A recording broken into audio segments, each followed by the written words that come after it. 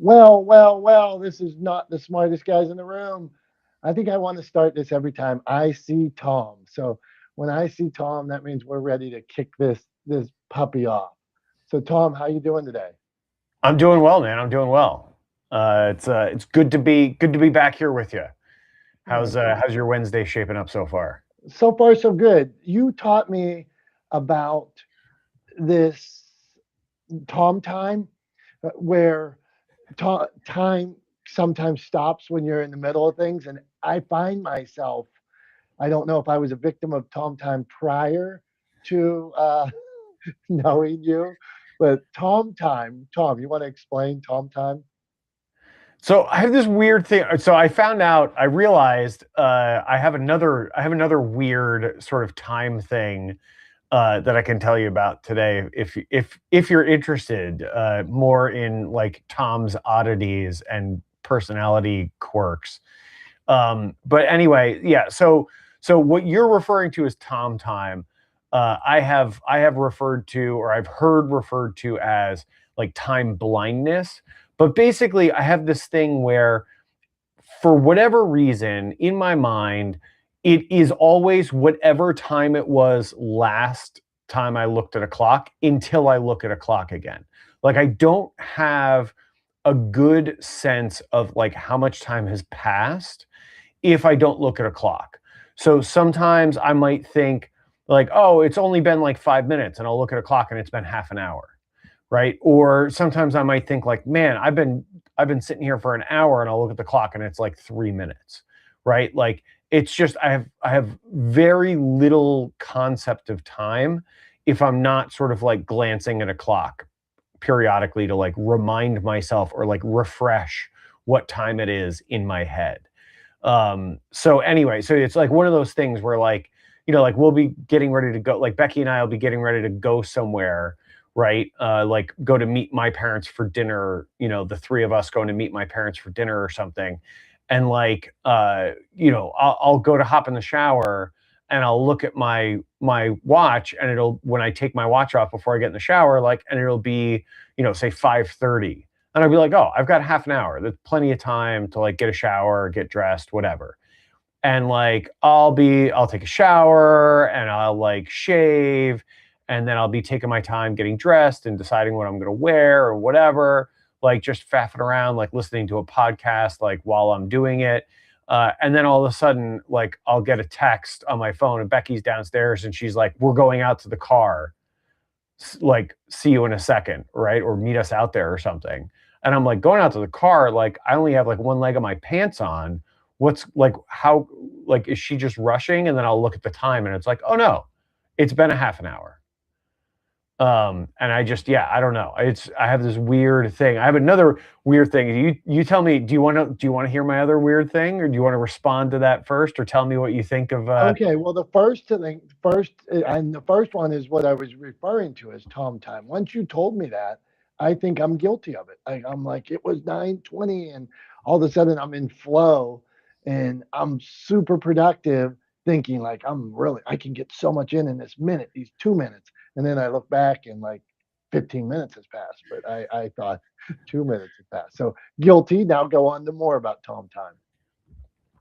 Yeah. So, and just to be clear too, like it is not always, for me anyway, losing track of time is not always tied to like whether or not I'm actually being productive. Sometimes I like it is a constant thing. I kind of always lose track of time if I'm not looking at a clock, right? So like it doesn't matter if I'm being productive or if I'm screwing around, like, surfing the internet, looking at random stuff, or like, scrolling through reels on my phone, like any or all of the above, or being incredibly productive and like, cranking out work. Any and all of the above are possible for me to lose track of time during. Like, so yeah, it's not necessarily tied to productivity. Okay, so here's the other thing is like I visualize time. And I like, it never occurred to me really that it was weird. But like the cleanest example of like how this works in my brain is like when I imagine, or when I think about like the months of the year, or like a year calendar, but just the names of the months, right? Like not like individual days, but just the months. In my mind, like that has a shape, which apparently is not true for everyone, which I just never even like thought to ask. But basically, like the months run, and I don't know why this is, they run counterclockwise, and the shape is sort of like if you took the letter D and like turned it 90 degrees, so like the rounded part was down and then the flat part was on the top, but then like it got overinflated, so the flat part started to bulge a little bit. So it's like a soft arc on the top and then like a circle on, like a half circle on the bottom, right? If that makes sense. And across the top, yeah, it doesn't make any sense. It's super weird. I realized this. I was describing this to Becky the other day. And she was like, "What are you talking about, you weirdo?" But anyway, there's like the summer months kind of go across the top. They're like the top of the shape. So like, and they run counterclockwise. So for some reason, from right to left, it's June, July, August, right? And then going down the left side is September through December. And then like New Year's is like right at the bottom at the apex. And then going up the right side is January through May. And that's the way I see the year. Tom, we have never talked about this, but how much dope did you smoke in high school? What the heck are you talking about? I honestly, not much. Genuinely not much. I did not smoke much dope in high school. I Not swear. the smartest guy's taking a whole different direction today. Tom's vortex. Maybe, yeah, it's not the smartest guys becoming the weirdest guys in the room. And I feel like I'm gonna win that one. But yeah, I don't know. Like it came to my attention because I saw a clip from Daniel Tosh's podcast, and he had on one of his writers, who had written on Tosh.0 and his like is a comedian also and has toured with him as a stand-up and stuff like that. Somebody that he's known for a very long time, and he knows her husband, and like they're all friends or whatever. And he was like, I've known you for like 20 years and I just found this out about you. Like, tell everybody what I just found out about you. And apparently she has some kind of similar ways of like visualizing time. For her, it's just a circle. Like it isn't like a weird shape. But like the months of the year just are in a circle around like a clock face. Um, but yeah, I like she was like, "Do you not visualize that?" And he was like, "No." And she was like, "What do you see when you think of the months of the year?" And he's like, "Nothing. I don't see anything." And she was like, "That's crazy to me." And she's like, and then he's like, "Everybody in here listening to this in the studio is just mouth agape, like at how weird this is." And she's like, "I'm agape trying to understand how you guys function without visualizing this stuff." And I'd never talked to anybody about it, but I just kind of like, it's just always, that's the visual that I have. And I don't know why. I don't know how it started or where it started, but yeah, I visualize the months of the year in a weird D on its side.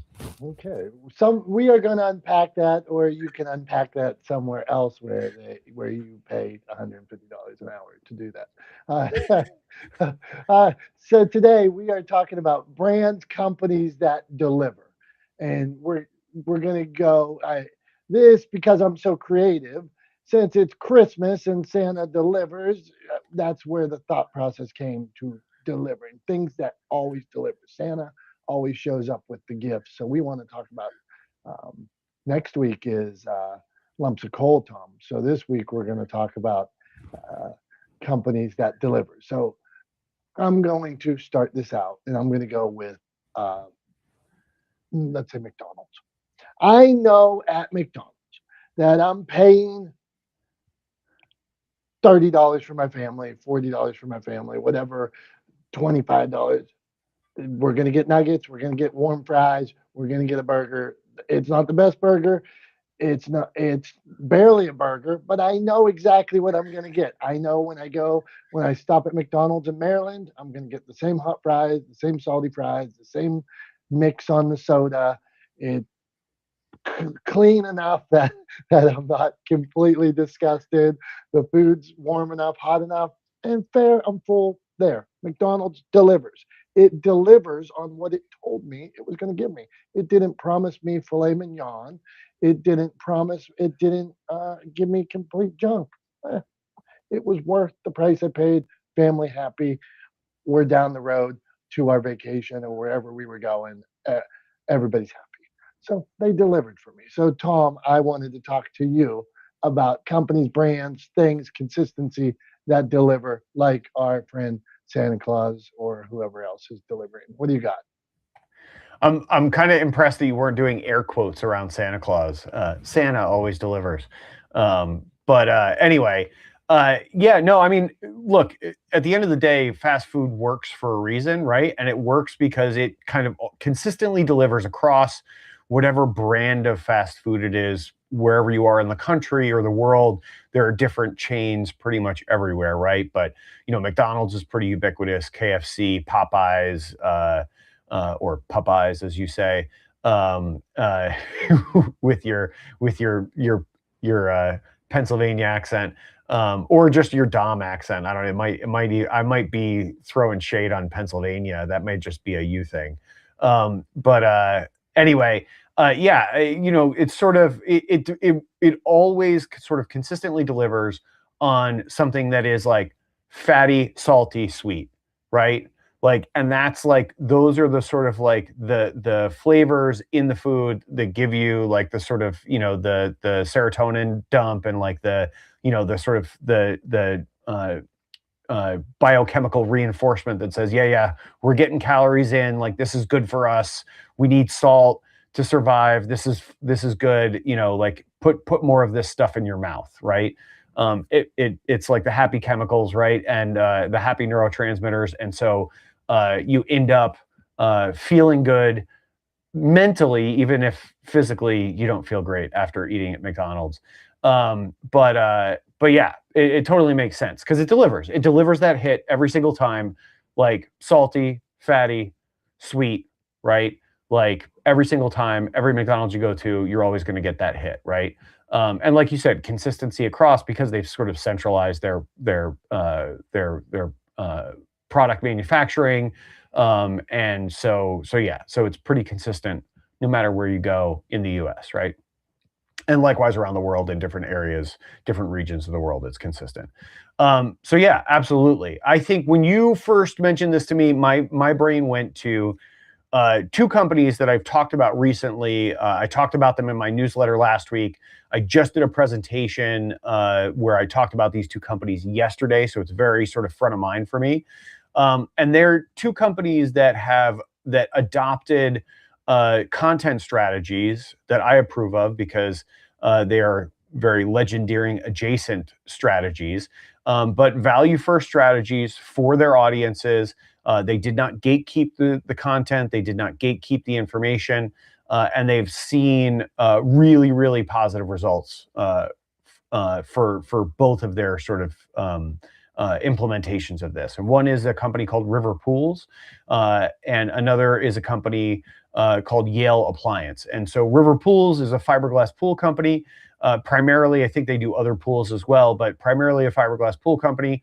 And like back in around 2008, they were doing, a few $1,000,000 a year in revenue, and spending about 250 grand a year on sort of traditional advertising, pay per click, et cetera, SEO, the kind of standard web advertising sort of package. They were spending about 250 grand a year on that, and they were doing fine. But then the recession hit, and the phone stopped ringing, and so they dialed back on their ad spend because they just couldn't afford it to sustain it. And what they did instead was they put in the time and effort to develop a blog and then a video series centered around answering the most commonly asked questions they got from customers, right? And so they ended up now, we're more than 15 years later, they have this huge library of content where all they do is answer questions about pools, right? And it's anything and everything you can think of, from what does it actually cost? Like, what are you really going to spend to get a pool installed versus like maintenance versus replacement versus repair, all kinds of stuff, right? Anything you can think of, they've answered over time. And at the end of the day, they not only survived the recession as a result of this, when I'm sure a fair number of their competitors went out of business, because let's be honest, during a recession, not a lot of people are spending money on luxury things like pools. But they've also grown their business afterwards. And they've done all of that without ever going back to their pre-recession spending on marketing and advertising, right? And it's because they developed this content strategy centered around delivering value to their audience. And the other example, which I'll be briefer on, it's very similar, but Yale Appliance, this appliance store, similar thing. They created this customer resource center on their website that has videos and blog posts and Q&A and FAQ and all kinds of other abbreviations. And basically, this resource center provides appliance reviews, reliability ratings based on their own service data that they get from the appliances that they sell and then service. And then sort of how-to guides, installation guides, yada, yada, yada, repair, like, fix it yourself kind of guides, all that kind of stuff. When they started this content strategy, they had one store. And today they have 4. And they've, enjoyed that growth over about a decade. But again, adding 3 locations in a decade is pretty significant growth when you think about it, right? Essentially quadrupling their brick and mortar footprint, in the span of a decade, is pretty impressive. So like those are 2 examples off the top of my head. And the reason why I thought of them as companies and brands that deliver is because they're delivering value to their audience, right? They are delivering for their customers or their potential customers or their audience, regardless of whether or not that audience ever decides to purchase from them. So regardless of whether or not you ever get a pool, or regardless of whether or not you ever buy an appliance from Yale Appliance, because let's be honest, everybody has appliances, right? Not everybody has a pool, but pretty much if you're a homeowner, you have appliances. But like, at the end of the day, whether you buy from either one of them, you are more knowledgeable for having consumed their content. And so I think that's delivering for your audience, right? That's delivering for your customers. That's being a brand that delivers for people. So that's what I thought of when you brought up the subject. And I'm super curious to hear what other folks have to say. But that's what I got. That's my initial take. All right, it's good stuff. All right, good morning, everybody. Welcome, welcome, welcome. Not the smartest guys in the room. Dr. Tachi, we are talking about companies and brands that deliver. So, do you have an example of a brand or a company that delivers, or just something you like in general that you like? Oh, this is consistent, and I like consistency. So, hey, Tom, since we're on Indie Soup now with Dr. Tachi, do we have to refer to her as our boss? Like, is there like different terms that we should use? I don't think so. But I don't know. I mean, maybe. Dr. Boss Tachi, something like that. And also, I was going to say, Dr. Tachi, I'd be curious to hear your take. Feel free to comment on my weird time visualization thing that we were talking about when you got in here. But yeah, curious to hear what you think about companies and brands that deliver as well. Oh, yes, I have a lot to say about all of this. And good morning. So there was a show on Marvel. It was a Marvel character that was on FX, and it was a show years ago. Do you remember? You know what I'm talking about? It was kind of strange, but I enjoyed it, and I can't remember the name of it right now. I'm not familiar. You got to give me a little bit more to go Legion. Legion. So I don't know if you've ever watched Legion, but it had this kind of strange not that you're strange, but it had symbolism and things like that, like what you were talking about. And I actually really loved and I enjoyed Legion. It was so well done. But it had like these different characters that kind of thought in those types of patterns that you're talking about. So as soon as you brought that up, I was like, oh, this is like that show and Legion. So that's what it reminds me of. So it's funny because the superhero in it is a mutant, quote unquote. So all of these people that are in this kind of place, they're like mutants and they have these different abilities to do things. So that's what it reminds me of. You have this sensual ability, this super sense to do things. Are you really a superhero, Tom? Tell the truth. I don't know that I would call it a super ability. If anything, it's just a quirk. Let's. I don't think idiosyncrasies are superpowers necessarily. Not necessarily, but they could be. So check out Legion if you've never watched it. It's actually very good. And then to the point in terms of consistency, this is something that as soon as you all talked about that, I thought of the fast food industry. It works because it's consistent. And I thought about this though, until you come up against something that challenges the quality of that consistency. So if you think about it, yeah, when we were like, all of us were little, we were probably eating like McDonald's for us was a treat. That's not something we had all the time. But it's like, oh, we get McDonald's. So, we ate home food because my mother wasn't playing that. But we would get McDonald's periodically every once in a while. Yes, you share this medium fry and you get one hamburger each or cheeseburger each. And so that was the thing. And it's different. So of course it's tasty. If peanuts taste like steak if you don't have anything else. So then when you come up against a better quality, I'm not even going to go with a restaurant or casual dining. I'm going to go with something like a Shake Shack, right? Or a Five Guys, or for some people that are on the West Coast and In and Out. When you come against a better quality, it makes you challenge the consistency and the deliverance of that McDonald's or the Burger King. At first, you're like, this is rubbish, right? So it's interesting because the consistency is there and it seems to deliver until you come up against something that challenges, are they really delivering or am I just accepting of the same nonsense? Accepting of the same nonsense. And then as far as a company, I thought about these printing companies. For example, Vistaprint, Moo.com, they consistently, if you order business cards from them, if you still use physical business cards, it's consistently always good. I've never had, in the past, I've ordered from like Moo.com and Vistaprint. I've ordered some signs and things from them. I've never had any problem with them. I could probably postulate that the same would be true for like Kinko's. Well, what's the name of it now? FedEx Office. Still Kinko's to me, whatever. When they do those jobs, bigger jobs for signs, that it's going to be consistent when you get it because they're concerned about, customer satisfaction when it comes to those things.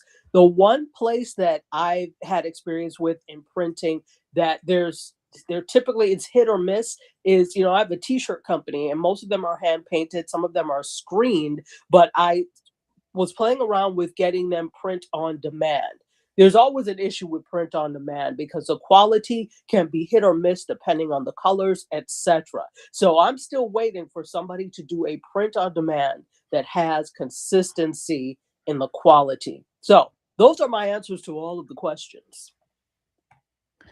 I like it. Yeah, I've had some issues with the print on demand for clothing stuff as well. Just in terms of like, it's good at first, right? But then like it wears terribly, right?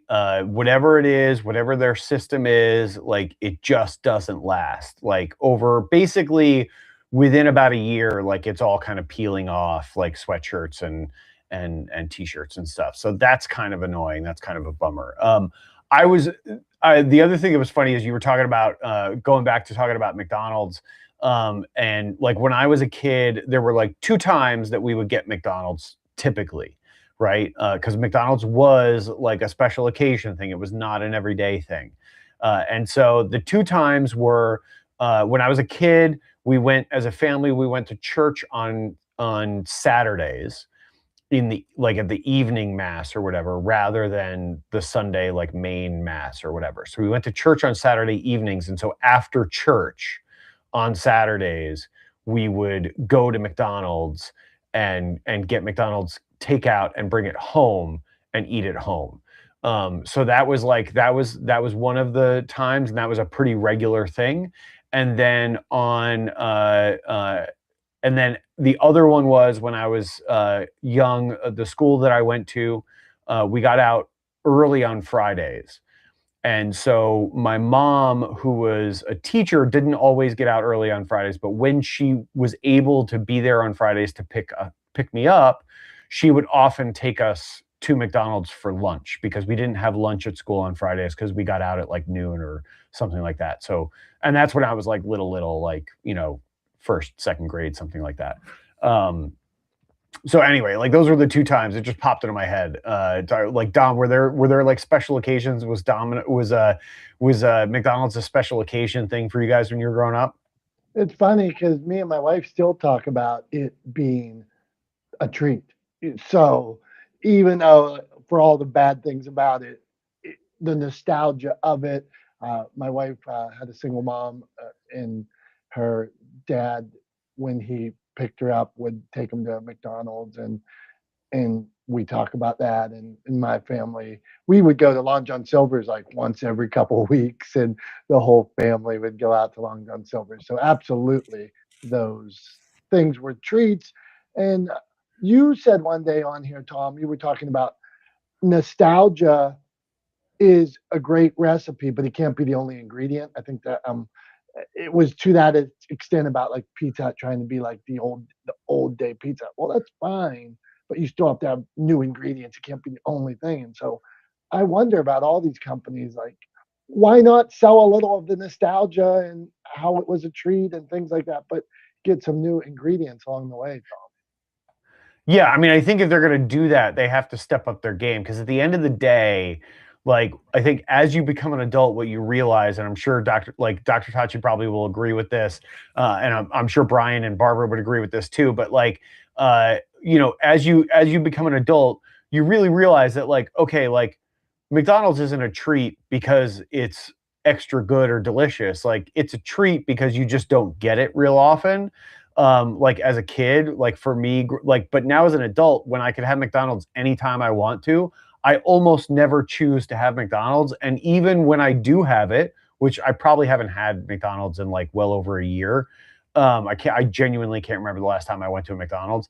But like when I do have it, it's as a last resort. And it's sort of like, okay, it's because it's an option that I like, I know what I'm gonna get, and it's okay enough, right? But it's never like I'm not like excited about going to McDonald's ever as an adult, right? Like I was excited as a kid, but I'm never excited about it as an adult. And like it'd be interesting as Isla gets a little bit older, if I'm like if she has like some excitement about fast food or wanting to go to McDonald's or something, and like then I'm like, ugh, now I have to eat McDonald's.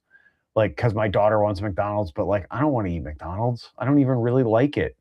Like the fries are fine, right? But like, the burgers are not good, right? I mean, it's just, yeah, it's not, the nuggets are probably the best thing on the menu. But anyway, yeah, I don't know. Like it's funny because yeah, as an adult, I'm like, I'm never excited about McDonald's.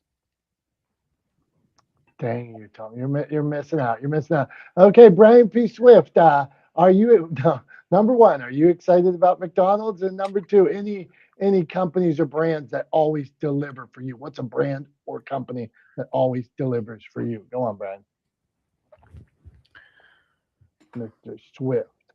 Mr. Swift. All right, we'll roll back to Swifty. Tom, you ready for PSAs? You want to do PSAs? You got a PSA today? Yeah, why not? Let's do. I mean, not why not. Like, let's do PSAs, right? Okay, let's do. It's a segment. It's a thing we do. So let's do PSAs. I do not have one ready yet, but Okay, I'm like, I've got some I had. ideas. So maybe I'll think of something related to yours if you want to go first this week. Okay, I had two, and next week's lumps of coal where we basically lay it out. So put me on the clock for my PSA, and I'm going to try not to be too cranky, but I might be cranky. So PSA today, I see the clock running. My PSA is if you contact me on LinkedIn and tell me about how you want to learn about my business, how you want to meet me, how we should meet up once, twice, three times. And then I actually meet you. Like we have a call and you pitch to me for 30 straight minutes about whatever that is. I got on recently, so I'm watching the clock, so I'm going in it. I got on with a guy recently that pitched me on investments. And he was the greatest investor of all time. He made more money than anybody. He knew about life insurance. He knew about 401ks. He was the best. I sold all those things. I know about those things. I'm comfortable with who I have. He never asked me one question about me. And then at the end of the day, I said, well, I'm actually with a guy who I like, I trust. He's a friend of mine. He's done pretty well for me. The guy said, okay, thanks, goodbye. That was it. Never asked me one question. Don't do that. Yeah, don't be the person that is so transparently only about the sale, right? I mean, like it is awful. All right, so I've got a related PSA, and this one is actually not cranky. So here we go. All right, so related. Oh, hold on. I got to fix the clock. Let's try this again. There we go. All right, now we're back to a minute. All right. So related PSA. So I've been doing a lot of outreach on LinkedIn myself, right? Growing my network, meeting new folks. I've been taking a lot of meetings, just introductory calls with a lot of people. And I've been laying it out as like, hey, this is just a call to like try to actually have some direct communication with some of my connections on LinkedIn because I don't know all of them, but it'd be good to know more of them, right? And one of the things that I've come across is some people, when I say, hey, would you be open to a quick 20-minute intro call? Some people just say, no, thanks, right? And I want to say, like, actually, I appreciate that. I appreciate the honesty. Like, if you are not interested in an intro call with somebody, if you don't want to, like, shake hands and get to know someone at all, that's fine. That's your prerogative. And I appreciate the transparency and the sort of the clarity with which people respond by saying no thanks. And so my PSA is if somebody asks you and you don't want what they're offering, it is okay to say no thank you. And just leave it at that. You don't owe anybody an explanation. Right. And I actually kind of smile when I see those pop up. I kind of think it's funny. So yeah, that's my PSA. It's okay to say no thanks. I enjoyed that PSA, Tom. I think you were right on the money there. At least you know where you stand. Like we used to say, I used to be one of the best sales guys that ever taught me. This guy had cool blonde hair. He wore yellow pants. He drove a fancy car, and I like looked up to this guy like he was our sales manager, and he was just so cool. He did it with such ease. And he used to say, "Hey man, I'm a big boy. Let me know, yes or no. Hey, I don't want to waste your time. I don't want to waste my time. Just let me know. A no, that's all." And he was so cool. It didn't matter who, giant construction guy, whoever. Just let me know, man, yes or no. And this guy in your PSA, just let me know. We can move on. And we won't waste any time. I hate wasting time. All right, let's go. Companies and brands that deliver.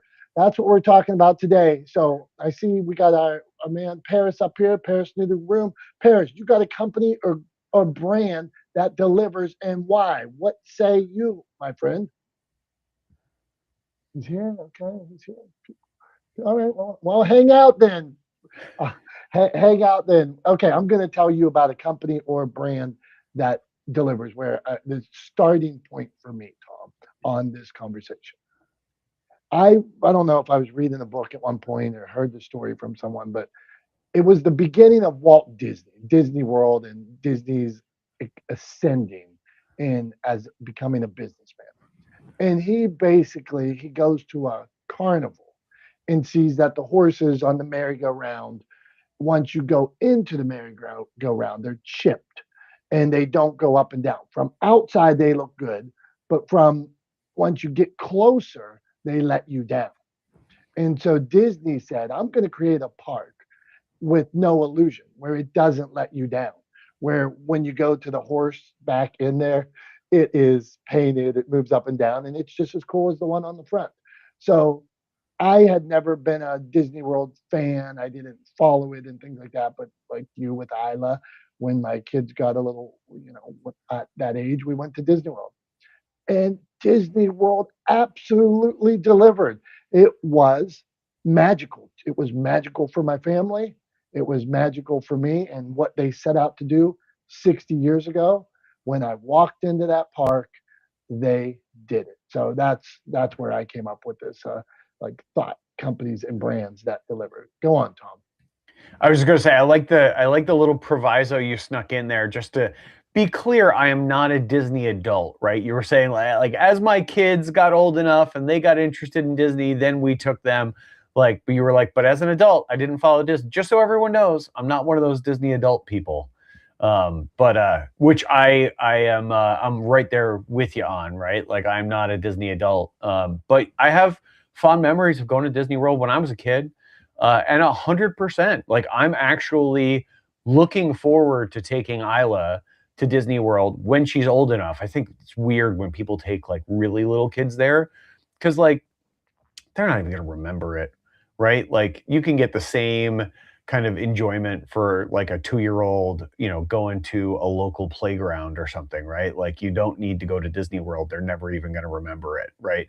But, when she's a little bit older, when she's 5, 6 years old and like she'll actually remember it and like, can look back on pictures we take and stuff and know what's going on, then yeah, I mean, I'm looking forward to it. I think it'll be fun to take her there.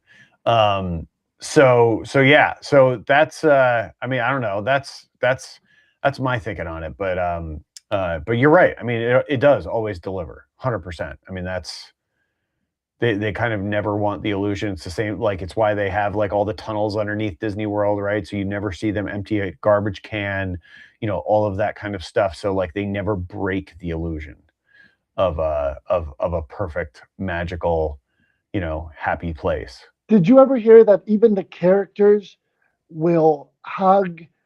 They won't stop hugging a kid until the kid stops hugging them because I mean, beautiful. And I have a picture of my daughter with one of the princesses when she was like 6 or something and in love with princesses. And that, I mean, the attention that this princess gave my daughter. I hope as a businessman that I could give that I am giving my clients that, but this attention that she gave my daughter, wonderful, and probably would last a lifetime. So stinking amazing. All right, Tom, we have to roll on. So now we were positive, and now it's time to do Tom's thumbs. Where we throw Tom under the bus and ask him something about what's going on in pop culture and see what his thoughts are. We could go presidential, we could go wars, we could do all these things. Tom, today, 2025, 2025 coming to an end. This has been a big trend all year long, so I need to know what Tom thinks about it. Tom, thumbs up or thumbs down to 6-7?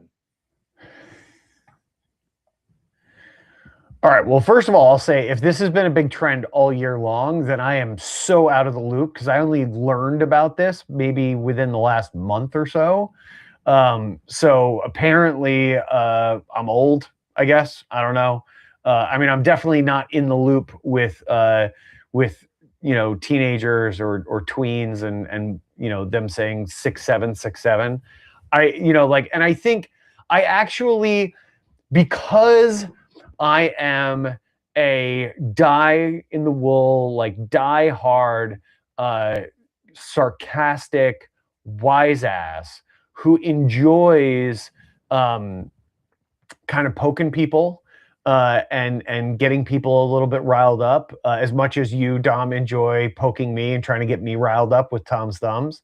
I kind of enjoy the notion that 6-7 doesn't have any meaning other than the whole intention of it is to get people, adults specifically, people our age, right, to go, what is 6-7, right? And just to be frustrated by the fact that not only do the kids who are doing it not provide a satisfying answer, right? Because they say, oh, you wouldn't get it or whatever, like look it up.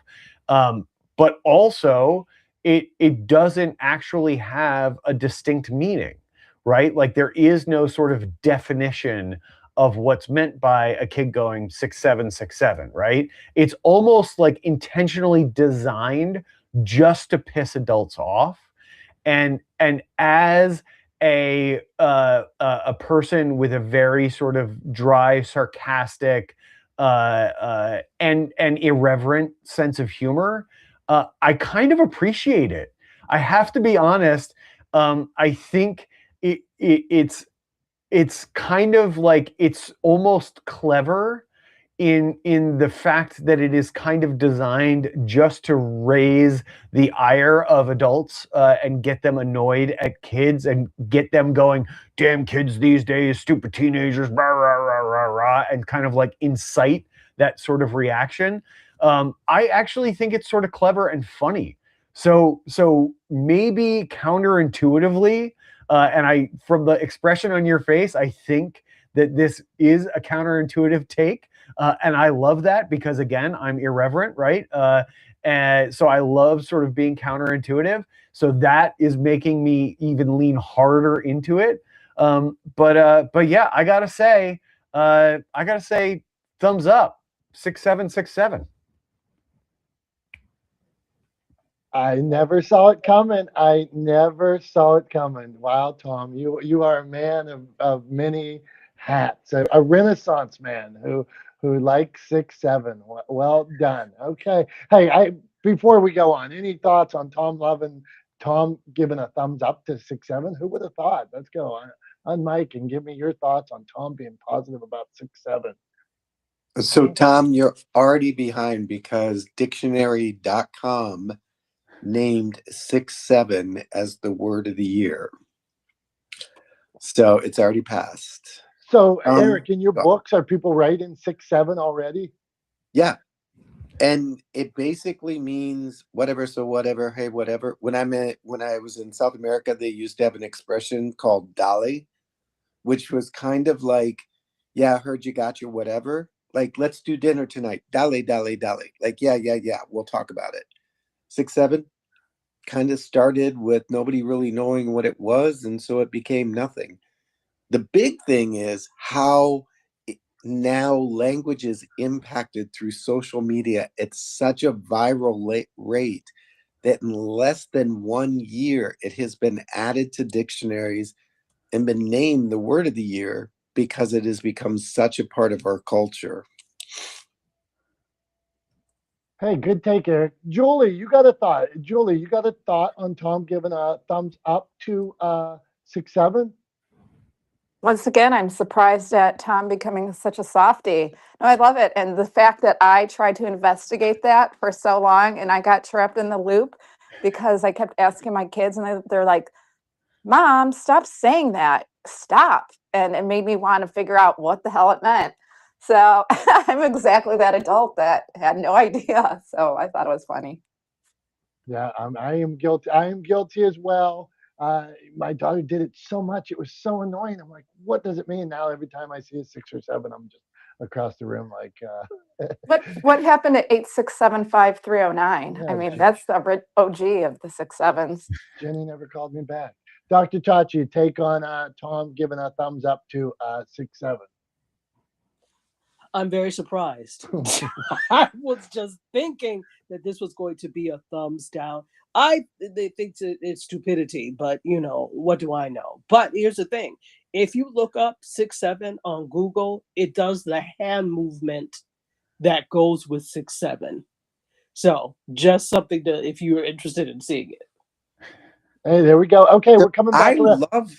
I must be the old guy in the room that's cool because I love Yeah. 6'7" with my 16-year-old son because we both know it means nothing. And it was initially to embarrass me as the old, like, let's keep it a secret, not tell our parents. And now so I'll just look at him and go like, dude, 6'7", get out of my house. Like, and he's like, oh God, you are so not cool, but it's so funny that you're not cool, that you're not cool about something that's no longer not cool. Like, I love it. It's a generation gap builder that causes no harm. That's fair take. Okay, Eric, while you're here, Eric, Jolie, Jason, we're coming around here. Brian was here, but he's just listening. Companies and brands that deliver. Eric, do you have a specific brand that delivers and why? Like, are they consistent? They show up. They give. What is it about them? What do you got?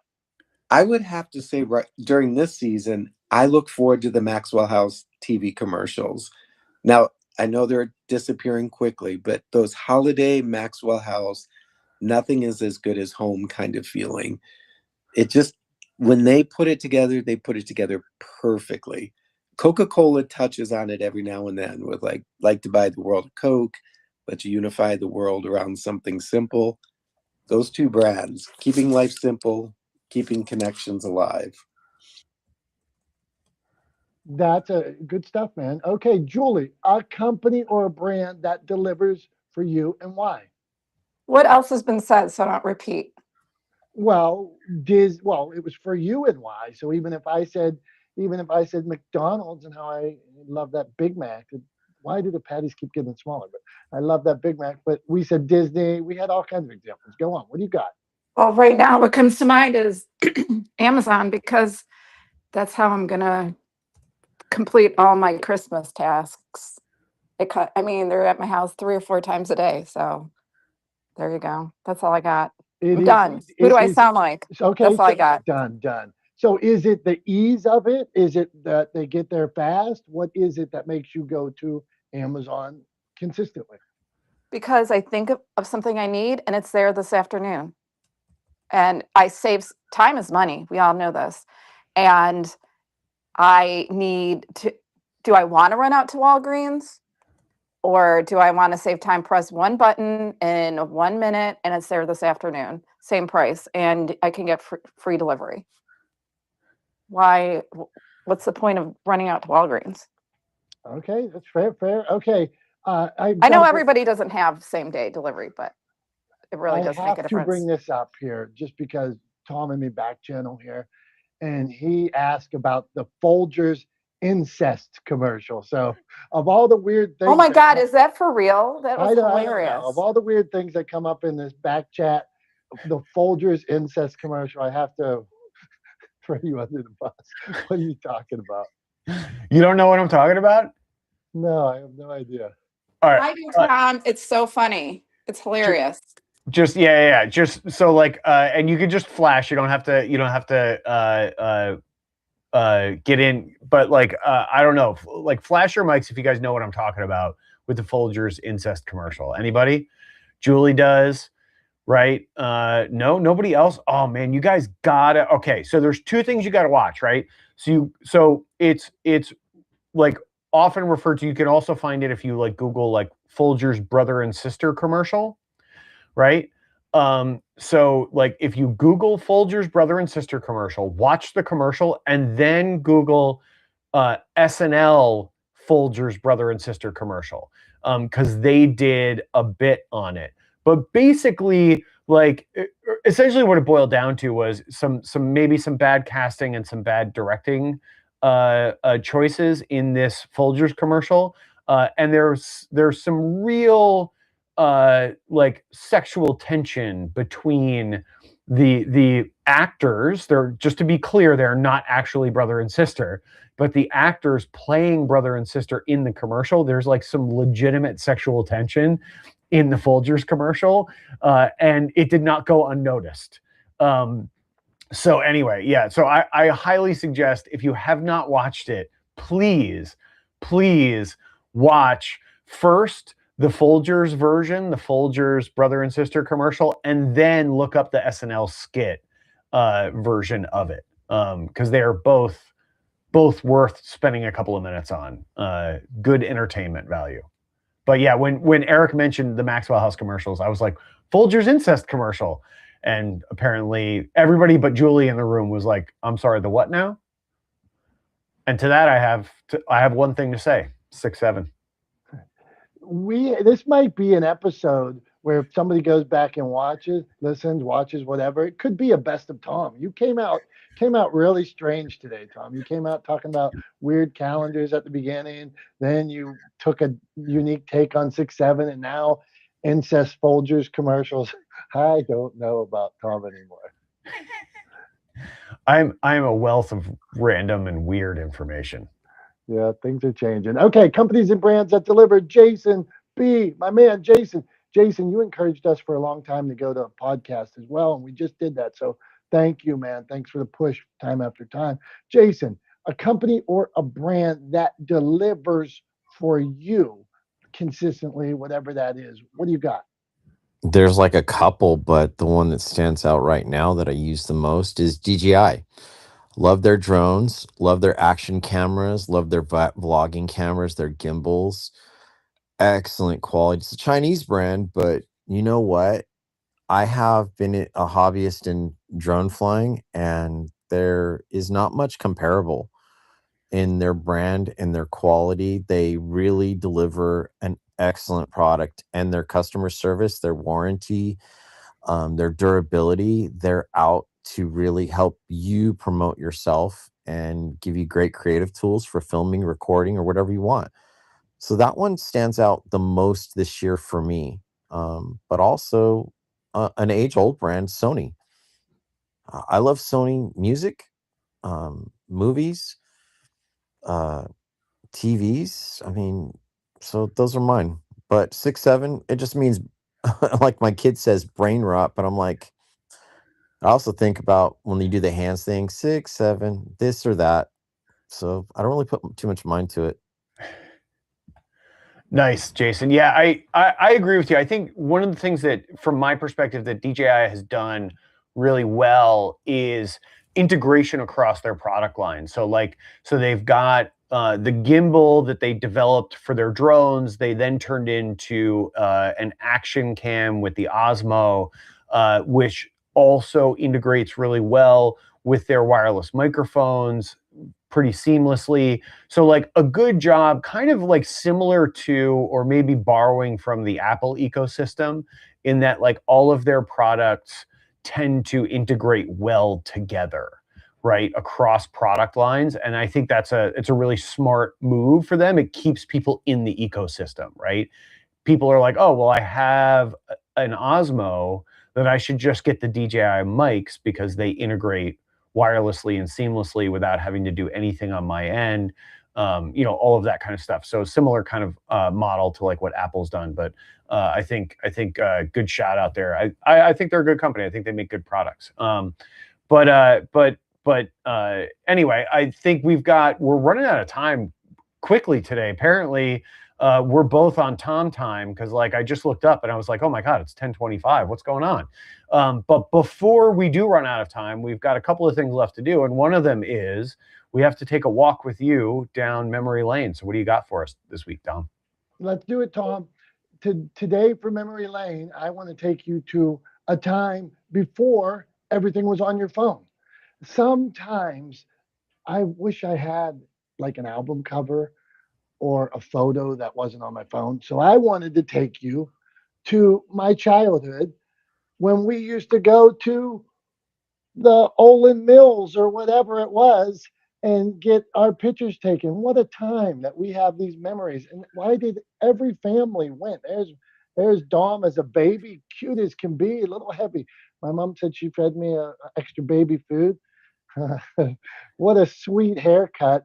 What a sweet haircut. Olin Mills. So, Tom, family pictures, actually being able to hold photographs in your hands and put them.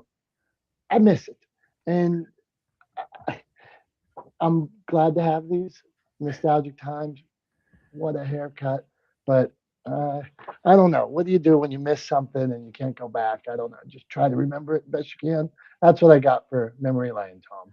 my old photos.